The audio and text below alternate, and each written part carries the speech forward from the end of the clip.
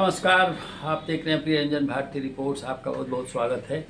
राहुल गांधी ने अपने जिन आरोपों के जरिए वोट चोरी की बातों को पुख्ता बताया है, उसका चुनाव आयोग ने सिरे से खंडन कर दिया।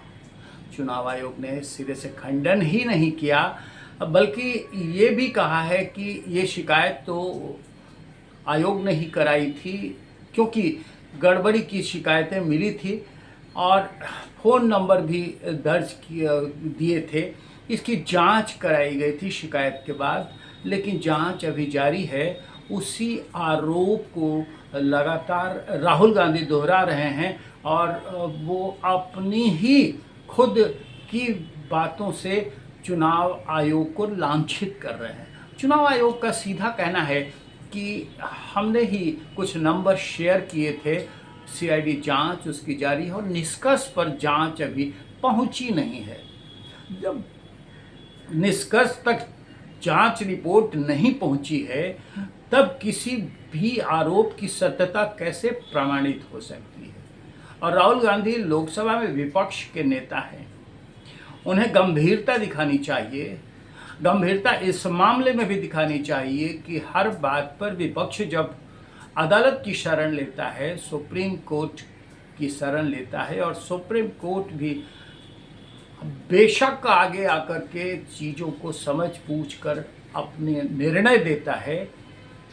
सुप्रीम कोर्ट बिहार में एसआईआर को लेकर के भी सख्त हुआ और जिस तरह से लगाए गए आरोपों का चुनाव आयोग के बारे में उसे निराधार साबित कर दिया और यहाँ तक तमीज़ सिखा दी कि चुनाव आयोग एक संवैधानिक संस्था है, उसे कानून का पता है, वो उसके अधिकार क्षेत्र में आता है, एसआईआर होना ही चाहिए। इसके बावजूद लगातार रट लगा रहे हैं राहुल गांधी और उन आरोपों के जरिए जिसे आयोग निरंतर निराधार साबित कर रहा है। निराधार साबित करे तो एक बात है, सिर्फ इतनी ही बात भर नहीं है, बल्कि ये भी है कि जिस अलग विधानसभा क्षेत्र की बात वो कह के वोट चोरी के आरोप नए सिरे से लगा रहे हैं, वहाँ अगर भाजपा का प्रत्याशी बीजेपी का उम्मीदवार जीता होता तो शायद इनकी बात पे दम होती, लेकिन वहाँ कांग्रेस का उम्मीदवार जीता है, फिर भी राहुल गांधी को ये बात समझ से परे दिख रही है।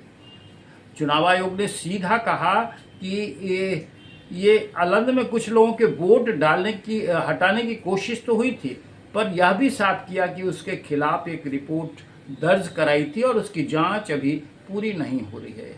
अनुचित तरीके से हटाए या जोड़ने के काम मोबाइल से नहीं किए जा सकते हैं, ये डंके की चोट पर चुनाव आयोग कर रहा है। और चुनाव आयोग के इस आरोप में दम भी है, क्योंकि राहुल गांधी ने जिस तरह से अपने प्रेस कॉन्फ्रेंस में कुछ नंबर जारी किए, उनमें से एक नंबर मौजूद मिला है और वो नंबर उस पर लगातार फ़ोन आ रहे हैं, वो उत्तर प्रदेश का है। और उत्तर प्रदेश के उस फोन धारक ने किसी व्यक्ति को, जो पत्रकार हैं, उन्होंने फ़ोन किया तो कहा कि हमें लगातार फ़ोन आ रहे हैं, मेरा फ़ोन ये 15 साल से है और मेरे फ़ोन से कभी कोई इस तरह का इस्तेमाल नहीं हुआ, न ही मेरी कोई सक्रियता, मेरी कोई भागीदारी इसमें रही है।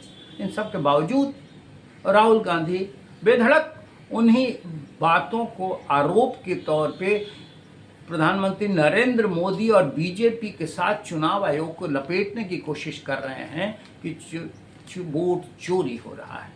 अब इसमें समझने की बात है कि देश में शायद ही कोई ऐसा क्षेत्र हो जहां किसी क्षेत्र में वोटर लिस्ट में गड़बड़ी नहीं पाई जाती हो। अक्सर हाँ शिकायतें मिलती हैं, लेकिन ये भी विपक्ष के नेता राहुल गांधी को समझने की ज़रूरत होती है, चुनाव आयोग के अधीनस्थ कर्मचारी और स्थानीय नेताओं के स्तर पर ये कार्रवाई होती है।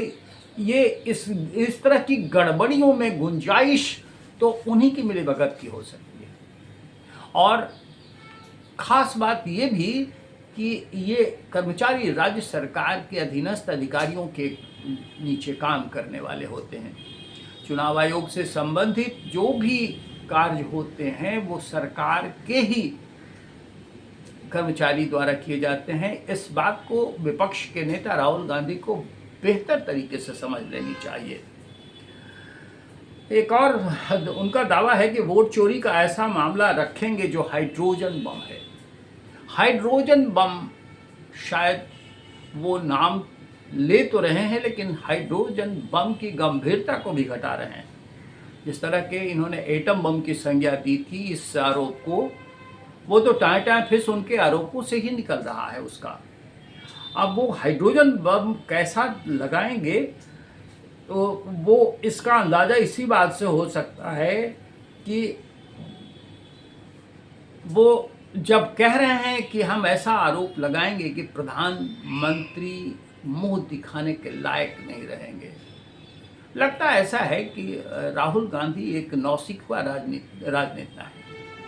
उन्हें इस बात का भी अंदाज़ा होना चाहिए कि अब तक जो 2 आरोप उन्होंने बम और एटम बम कह के धमाकेदार तरीके से लगाए हैं, वो तो सिरे से खारिज हो गए।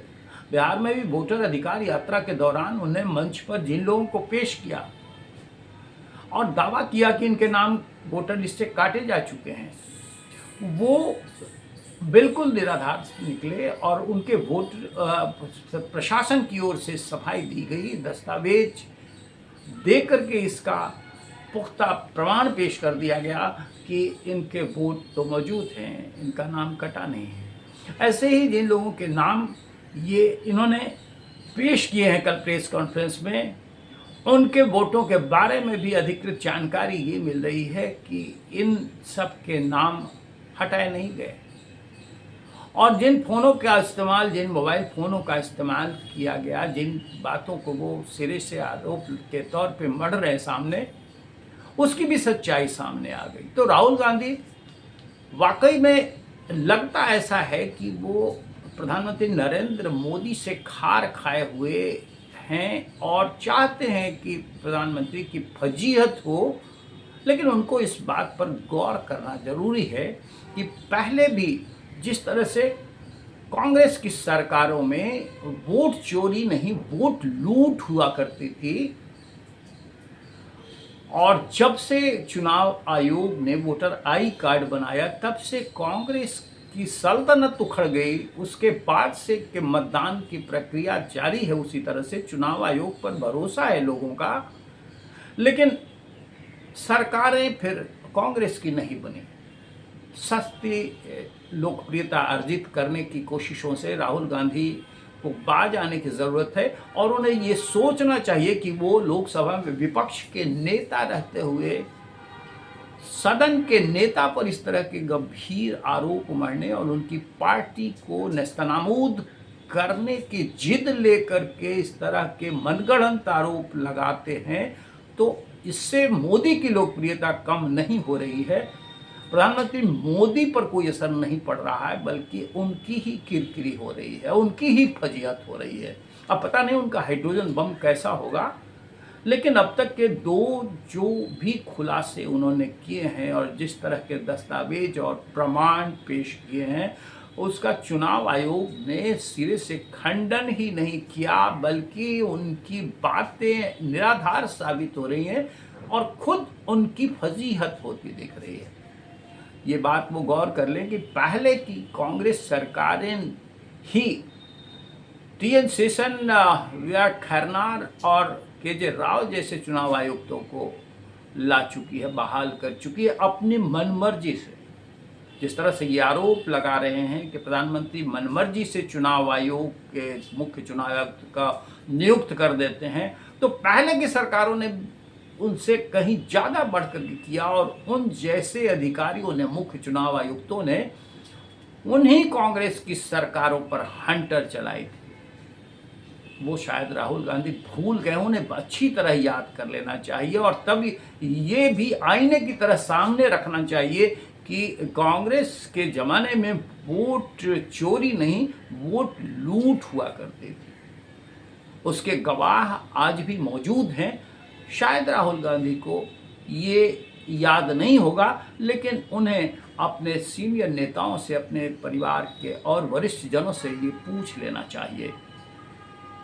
लेकिन ये सबसे बड़ा सवाल ये पैदा होता है कि विपक्ष के नेता रहते हुए इन आरोपों को लेकर वो अदालत की शरण में जाने से आखिर क्यों बाज आ रहे हैं।